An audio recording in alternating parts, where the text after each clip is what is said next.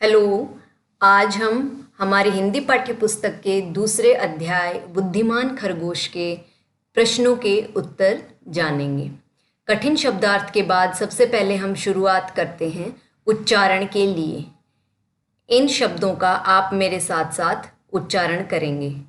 परिश्रम, निर्भय, व्यर्थ, असाध्य, शीघ्र, बुद्धिमता, प्रत्युत्तर, व्याकुल।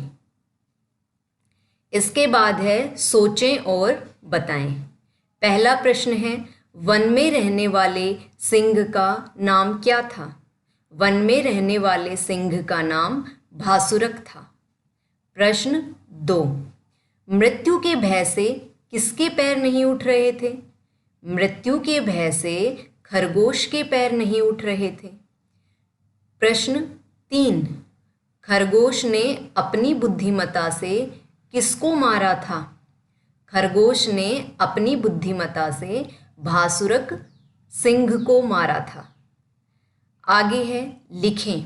सही उत्तर का क्रमाक्षर कोष्ठक में लिखें। क है, जंगल के सभी जीव मिलकर किसके पास पहुंचे? ये बहुविकल्पीय प्रश्न है। इसमें आपको 4 विकल्प दिए गए हैं। जंगल के सारे जीव मिलकर किसके पास पहुंचे? सिंह के पास, ए ऑप्शन है। ब है खरगोश के पास, स हिरण के पास, द भालू के पास। इसका सही उत्तर है सिंह के पास, ए। ख जो प्रश्न है वो है, भासुरक ने कुएं में क्या देखा?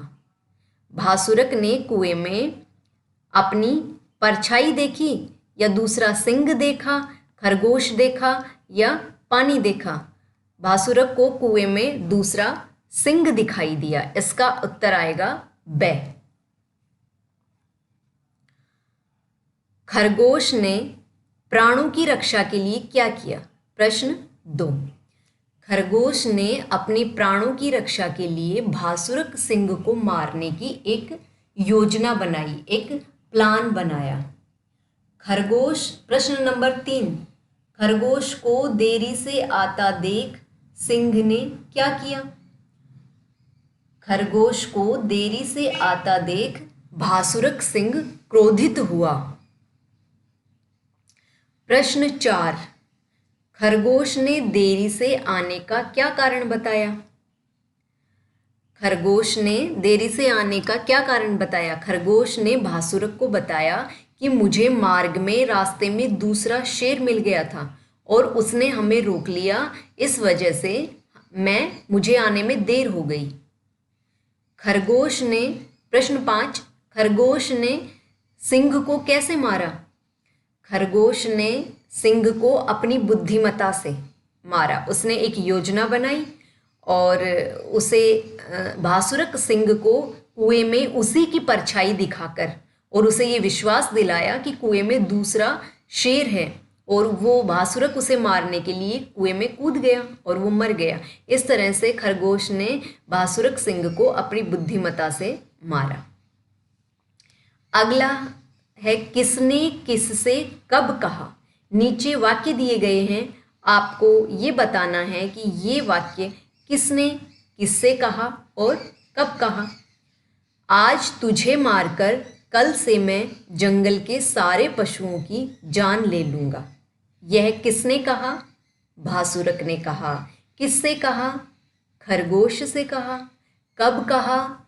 जब खरगोश उसके पास देरी से पहुँचा।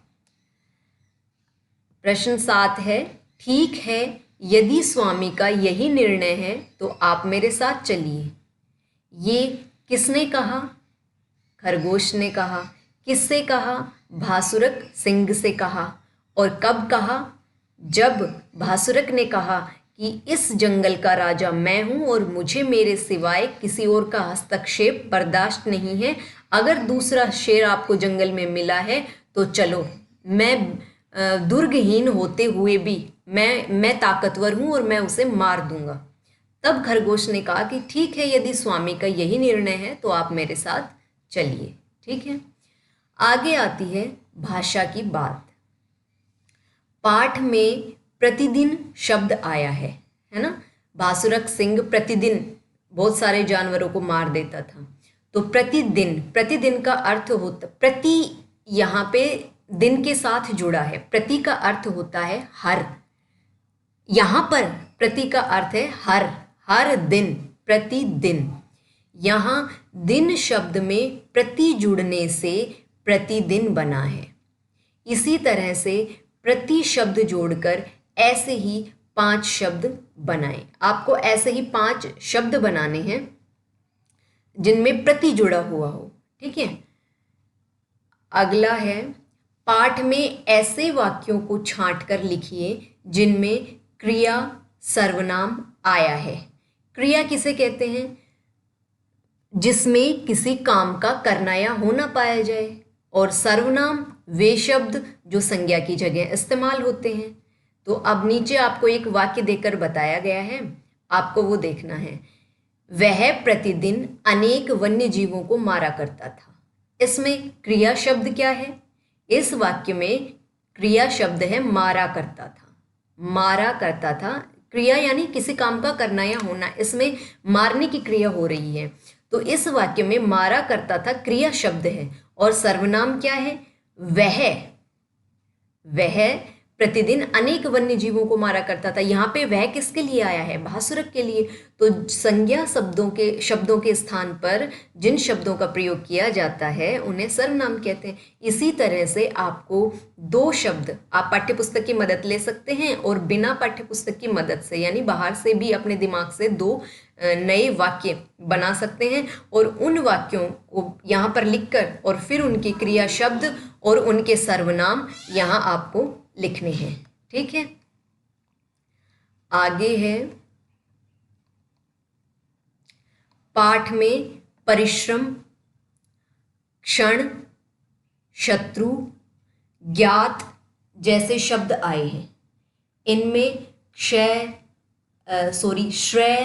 क्षय, त्रय, ज्ञ आदि वर्णों का प्रयोग हुआ है। ये सभी वर्ण संयुक्ताक्षर कहलाते हैं। ऐसे शब्द पाठ में से चुनकर लिखिए और जिनमें इन वर्णों का प्रयोग हुआ हो। तो संयुक्ताक्षर वर्ण उन्हें कहते हैं जिनमें 2 संयुक्ताक्षर स्वर भी होते हैं, संयुक्ताक्षर वर्ण भी होते हैं। तो ये जो आपको व्यंजन भी होते हैं, छ, त्र, ज्ञ और श्रेय, ये संयुक्ताक्षर व्यंजन हैं। यहां देखिए, संयुक्ताक्षर व्यंजन। अब जो क्षय है वो कै प्लस क्षय प्लस ए से मिलकर बना है। अगर आप हिंदी की डिक्शनरी में क्षय से जुड़ा कोई शब्द ढूंढेंगे, क्षत्रिय अगर आप सर्च करेंगे तो क्षय, त्रय, ज्ञ और श्रेय के लिए अलग से कोई जगह नहीं है।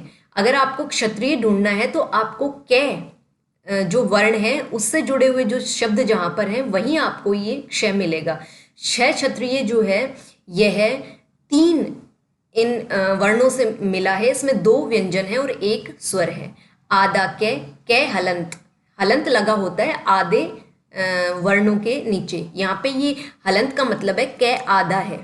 कै हलंत प्लस क्षय हलंत प्लस ए, तो ये बन गया क्षय। इसका उच्चारण होगा क्षय। जैसे रक्षा, शिक्षा, अक्षय, इसी तरह से आपको और भी वर्ण लिखने हैं जिसमें क्षय का प्रयोग हुआ हो। इन्हें संयुक्ताक्षर व्यंजन कहते हैं। ये 4 होते हैं। हिंदी में मूल व्यंजन 33 होते हैं और ये 4 क्षय, त्रय, ज्ञ और श्रेय, ये 4 संयुक्ताक्षर व्यंजन होते हैं। अगला है त्रय। त्रय जो वर्ण है, व्यंजन है, वह तय हलंत प्लस रे हलंत प्लस ए से मिलकर बना है और ये बना है त्रय। जैसे चित्र, मित्र, विचित्र, ठीक है। अगला संयुक्ताक्षर व्यंजन है ज्ञ। ये जय हलंत प्लस य हलंत प्लस ए से मिलकर बना है। जैसे आज्ञा, विज्ञान, ठीक है। अगला है श्रेय, श हलंत प्लस रे हलंत प्लस ए, तो ये बना है श्रेय। जैसे इसके इस्तेमाल से जो शब्द बने हैं वो देखिए, आश्रम, मिश्रण। इस तरह से आपको और जितने भी वर्ण आप खोज पाते हो पाठ में या फिर वैसे आपको ध्यान है तो आपको वो व्यंजन लिखने हैं। संयुक्ताक्षर इन 4 क्ष, त्र, ज्ञ, श्रेय 4 संयुक्ताक्षर व्यंजनों का के प्रयोग से बने हुए शब्द आपको अपनी कॉपी में लिखने हैं। एक अभी आया था अपना प्रति उपसर्ग लगा के हमें नए शब्द बनाने हैं। तो प्रति प्लस दिन, प्रतिदिन, ये बन गया। प्रति यानी हर दिन, प्रतिमाह, प्रतिवर्ष, है ना। प्रति प्लस क्रिया, प्रतिक्रिया। प्रति प्लस एक, प्रतिक्रिया में प्रति का शब्द अर्थ हर नहीं होगा। यहाँ पर विपरीत, उल्टा है। जब हम कोई जैसे कहते हैं क्रिया करते हैं तो उसकी प्रतिक्रिया होती है, उसकी विपरीत क्रिया होती है। यहाँ पे प्रति का अर्थ है विपरीत। प्रति प्लस एक, प्रत्येक, आप में से प्रत्येक बच्चे को यह गृह कार्य करना है। प्रति मानी हर, एक मानी एक, हर एक को, प्रत्येक, ठीक है। प्रतिवर्ष, प्रति प्लस वर्ष, प्रतिवर्ष, हर वर्ष। दीपावली प्रति वर्ष आती है, ठीक है, हर वर्ष। प्रति प्लस उत्तर, यहाँ पर भी प्रति का अर्थ जो है वो विपरीत है, न कि हर। प्रति के यहाँ पे 2 शब्द, 2 अर्थ हो गए। जैसे प्रति को प्रति का अर्थ हर भी होता है और प्रति का अर्थ विपरीत भी होता है। प्रति प्लस उत्तर, प्रत्युत्तर, प्रत्युत्तर, उत्तर का उत्तर, ठीक है। तो ये 5 शब्द, अगर आप प्रति से जुड़े हुए कुछ और शब्द आपके ध्यान हैं तो आप वो भी अपनी नोटबुक में लिख सकते हैं, और अगर नहीं है तो आप ये 5 शब्द अपनी कॉपी में लिखेंगे। ये सारे प्रश्नोत्तर आज आप अपनी नोटबुक में करेंगे, यही आपका गृह कार्य है, ठीक है। अच्छा, अब आगे आता है यह भी करें। इसमें आपने कई जानवरों को देखा होगा। आप जानवरों की सूची बनाइए तथा अपने से बड़ों से चर्चा कर पालतू और जंगली जानवर अलग अलग छांट कर लिखिए। तो इसमें आप अपने बड़ों की मदद ले सकते हैं और आपको एक सूची बनानी है जिसमें पालतू और जंगली दोनों जानवरों की अलग अलग लिखना है, ठीक है। आप जितने जानवरों के नाम जानते हैं, पालतू और जंगली दोनों। कहानी को, अगला है कहानी को मौखिक याद कर अपने सहपाठियों को सुनाएं, ठीक है। तो ऐसे कहानी को मौखिक याद करना है, आपके याद होनी चाहिए। आप इसकी रीडिंग लगाओ, इसे बार बार सुनो।